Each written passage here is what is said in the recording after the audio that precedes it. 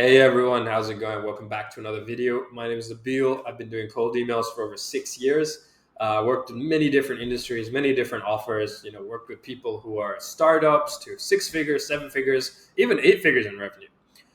And today, what I wanted to talk about was noise. More specifically, noise in the cold email space. And what I mean by that is, I mean every week, every month, every year or so, without fail, someone comes out with something and they say, "This is revolutionary. You must do this or you won't have success with cold emails." And after doing cold emails for over 6 years, the actual revolutionary things I've seen, maybe two or three. That's it. Two or three things. Out of hundreds of things that have come and gone, maybe two or three of them have stuck, if that. I'd argue maybe even like two, not even three, but I digress. The point I'm trying to make here is if you want to have success in cold email, you need to focus on the fundamentals and the principles. Now, what are the fundamentals? Number one is you need to have excellent deliverability, meaning you need to land in the inbox. I don't give a damn. You need to land in the inbox. If you're not landing in the inbox, forget it. You're not having any success. Second thing, whatever you're selling, and to whoever you are selling it to, it needs to be so good that the prospect would feel stupid to say no. And if what you're selling is not that good, fix it. Because if you don't fix it, I don't care if you came to me and paid me $100,000 a month. If your business is fundamentally flawed to the point where people don't actually want what you're selling, no amount of money is going to solve that in cold email. You need to fix the fundamental flaw in the business, which is sell things that people actually want. Then you can start dumping money into cold email, bro. And then I'd say the third thing is basically just selling the right things to the right people, right? Again, I make this analogy a lot, but I'm going to make it again. You could be the best in the world, have the highest quality steaks. Like you've got I think it's like A5 Wagyu or whatever. Like you got the highest quality Wagyu beef money can buy, and no one can compete with you. But you're trying to sell it to vegetarians.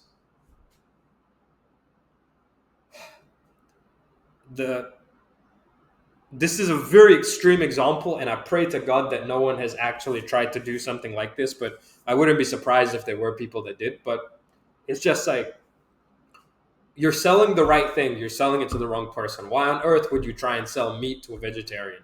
Makes absolutely zero sense, right? And a lot of you are trying to sell meat to vegetarians, okay? And if you just shifted your focus a little bit, shifted the industry, shifted the target, you would make 100 times more money with 100 times less effort. Crazy, I know, right? Anyways, if I dive deeper into some of the things which are noise, which people are getting caught up in, right? It's stuff like spending thousands of dollars a month on personalizing emails. I think this one actually raises my blood pressure a little bit, because why would you spend thousands of dollars a month personalizing emails when what you're selling, no one even wants it? Here's the craziest part, okay? People have this preconceived notion that if you really do your research and put in a lot of effort into personalizing an email to someone, they're going to give you the time of day. Let me just tell you point blank, no one cares about how much personalization you put into your email if what you're selling doesn't matter. Prime example, let's say I get cold emails all the time. I don't mind. Someone sends me an email saying that they're going to help me get better results with cold email. Okay. There's maybe like a handful of other people that I would actually believe could do that. And if these people are not one of them, then immediately that's going into the junk folder, right? So let's say he's trying to sell me cold email and I'm a cold email expert myself. Am I going to be interested? No. Okay. Let's say, same scenario, He's sending an email saying he's going to help me get better results with cold email. And he writes out some crazy high level personalization talking about maybe like, oh, I saw you took your wife out on a nice date. I saw on her profile that, you treat her so well and you take her here, you take her there, and you fund her Starbucks addiction and spend thousands of dollars on Starbucks for her. You're such a good husband. The first thing that would go through my mind is like, where on earth did you get that information? Is the first thing. And then the second thing would be like, okay. And then I'll read the rest of the email. And if he's not selling something I want, straight to the spam, straight to the bin. Not even going to respond. Couldn't care less. Right? But let's take the same scenario. Let's say no personalization, excellent offer. Let's say he tells me, hey, Nabil, I know you're making tons and tons of money and you are spending a lot of time. I don't know, say, let's say you're spending a ton of time hiring and training people to reply to cold emails on behalf of your clients. I have built an AI service that will do this for you, and I guarantee it's going to be faster, cheaper, and better than the teams that you're currently building out. Now that's something that I would be interested in, but I've already built that out, so I'm not interested in that. But like, if I hadn't built it out, I would be very interested in that, right? Because he's solving a direct pain of mine. There's no personalization, but his offer is so excellent that I'm like, I'll give you the time of day. Let's talk. I want to hear more, right? Let's take the same exact offer, and let's say he added personalization. Is it going to change anything? No. I was going to book a call with him regardless, whether he personalized the email or not, for the sole purpose that what he's selling, I actually want it, right? The point I'm trying to make here is no amount of personalization is going to fix your bad offer. So if you think that spending thousands of dollars every single month on personalization is going to fundamentally fix the flawed offer or flawed business you have, not going to work. Shit don't work like that. No one cares, right?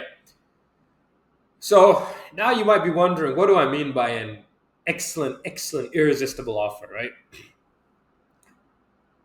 Whatever you're selling, I don't care what you're selling, who you're selling it to, it needs to be so good that the person on the other end would feel stupid to say no. Okay. And so, as an example, I can kind of show you one of my companies I run. So most of you probably know I run gocoldemail.com, where we basically provide email infrastructure. So let's just take this one as an example. The Email Pro plan, $300 a month. What are you getting? Send up to 18,000 emails a month. Excellent. You get 300 Microsoft Azure inboxes. Great. Free email sending software. Awesome. Free domains. Love it. Guaranteed deliverability. Inboxes replaced instantly when burnt, as long as you follow our best practices. I like that. One-to-one cold email coaching and support. Great. All of this for $300 a month. Now, this offer itself, if I give you some feedback on my own offer, is missing two things, right? And if I added those two things, I could charge 10 times the price, right? What are those two things? Well, the only two things it's missing that I would not do for the client is I wouldn't give them the leads that they're going to email. I'll show them where to get it, but I won't give it to them. And I won't reply to their emails for them. Now I can give them some automations to help them, right? But I wouldn't do it for them. So if I add these two things, I would control the entire process, right? I would give them the inboxes, set them up, guarantee deliverability, give them the sending software, give them the leads, reply to emails, or even hire someone to reply to the emails. And so I'm providing so much more value that I can charge so much more money. And I do, right? You see my Rainmaker plan, $3,200 a month. It includes everything here and more. It just does everything, start to finish, with the cold emails. The client doesn't have to lift a finger. All he has to do is hop on the sales calls. The entire process is managed by me for $3,200 a month, right? So you might be wondering, why am I selling this $300 a month plan? Well, I run multiple companies, and not everyone can afford $3,200 a month, but a lot of people can afford $300 a month or $150 a month, right? So it just works out well, right? It works out for me anyways, the point I'm trying to make here is I could technically provide more value here, right? I could add more stuff in, but to add more stuff in, I would have to increase the price. And I've already added more stuff in and increased the price here, right? So the point again that I'm trying to make here is that this is a no-brainer. It's 80, 90%. I'd say it's 90% of a done for you service for $300 a month, where other people will charge 3 to 5K a month for, stuff like this. So it's just a no-brainer, right? It's just like there's almost zero reason to say no, right? And this is how you need to be thinking about your offers and your market and what you're selling. You need to see all of the pain points that your clients have, break them down one by one. And then you need to figure out, okay, how do I solve as many of these problems that my client faces as possible and sell it at a price where I can make a profit, right? And this is important. You don't want to be in a race to the bottom. And what I mean by that is you don't want to undercharge for your services. If you are providing people value, you should charge in, like, as an example, if I'm charging you $300 a month, it should be easy for you to take this and make at least $3,000 a month. And it is, right? It is very easy for someone to pay me $300 a month and make $3,000 a month, right? The same way, if someone is paying me $3,200 a month, it's easy for them to make at least $32,000 a month, right? So you want to charge based on the value you are providing, right? You want to, like, somewhere between like 8 to 10x the value, right? So it's like a no-brainer. If every month someone is paying me $300 and in return I'm making them $3,000, what's the likelihood that they're ever going to stop paying me? Very, very slim. Very slim. And this is my goal. I want to sign a client and then I don't ever want them to leave me. I want to just be so valuable to them, provide them so much value that no one can compete with me and they would be crazy to leave. And this is what I have accomplished. And this is what I want you to accomplish. I want you to improve your service, improve your offer, improve your business to the level where people would be unable to leave you. What's another example we can take? Your internet service provider, right? Most people cannot live without the internet, right? Let's say you change your bank details or your card gets lost or stolen or whatever. Like I had this recently where one of my card details got, I don't know, leaked online or some nonsense, and I had to call my bank and issue a new card. And so everything which I had a subscription for, I had to, kind of redo it. My internet was one of them and I forgot. And then they sent me a message, hey, we were unable to charge your card because, and they gave the reason. It was like card is no longer valid or whatever it was, right? And I was like, oh, damn, I don't want them to cut off my internet. I fixed it right then and there, right? Because I was like, I can't lose my internet. My internet is how I make my money, right? It's how I'm able to, make six figures every single month. If I lose my internet, there goes my income. There goes all my money. It's only a matter of time before I become homeless, right? So remember that the next time you're trying to sell something. If your offer is not that excellent, if your service is not that excellent to the point where people would, rather die than stop working with you, there's something wrong and you need to flip it. It needs to be so excellent that when someone starts paying you, they never stop. And just in the last 30 seconds, a good example of this is Netflix.